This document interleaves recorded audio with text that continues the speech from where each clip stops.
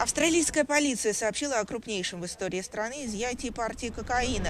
Без малого 3 тонны наркотика обнаружены и конфискованы с участка на окраине Сиднея. По данным объединенной группы по борьбе с организованной преступностью штата Квинсленд, наркотик хранился под фальшполами в 3 транспортных контейнерах на территории одного из домов. Оценочная стоимость находки без малого $500 миллиона. На месте задержаны 2 жителей Сиднея, им чуть больше 20. Мужчинам предъявлены обвинения в хранении наркотиков в коммерчески крупном размере. За это закон предусматривает наказание вплоть до пожизненного.